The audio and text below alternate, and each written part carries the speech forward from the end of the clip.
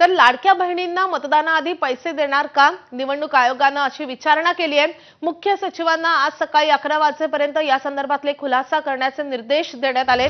काँग्रेसनं या संदर्भात हरकत घेतलेली होती। लाडक्या बहिणींना निवडणुकीच्या नंतर त्यांचा हप्ता जमा करावा अशी मागणी काँग्रेसनं निवडणूक आयोगाकडे केलेली होती आणि आता निवडणूक आयोगानं या संदर्भात सरकारला विचारणा केलेली आहे। डिसेंबर आणि जानेवारीचा हप्ता 14 तारखेला दिला जाण्याची शक्यता आहे। मात्र मतदानापूर्वी हप्ता देणं हा आचारसंहितेचा भंग आहे असं काँग्रेसनं म्हटलंय। आपले प्रतिनिधी राजू सोनावणे आपल्या सोबत आहेत। राजू, या सगळ्या संदर्भात आता निवडणूक आयोगानं कशी पावलं उचललीत आणि त्यामुळे लाडक्या बहिणींचा हा हप्ता निवडणुकीच्या आधी दिला जाणार नाही असा निर्णय होऊ शकतो का?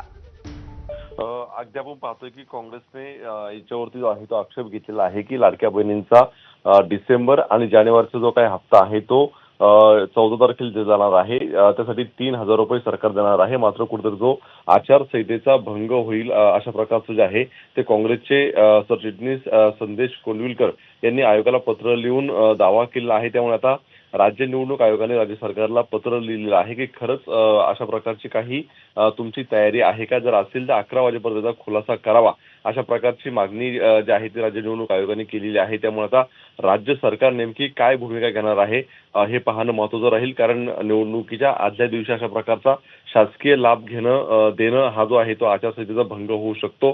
एक प्रकारचं जे आहे ते महिलांना यावरती जे आहे ते आमिष दिलं जाऊ शकतं अशा प्रकारचं जे आहे ती आरोप काँग्रेसने केला आहे। त्यावर जर राज्य सरकार हो किंवा नाही म्हणतं यावरती अवलंबून असणार आहे।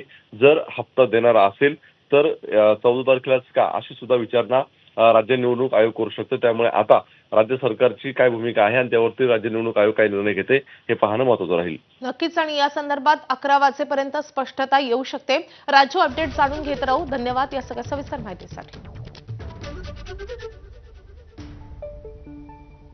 तर महायुतीच्या उमेदवारांच्या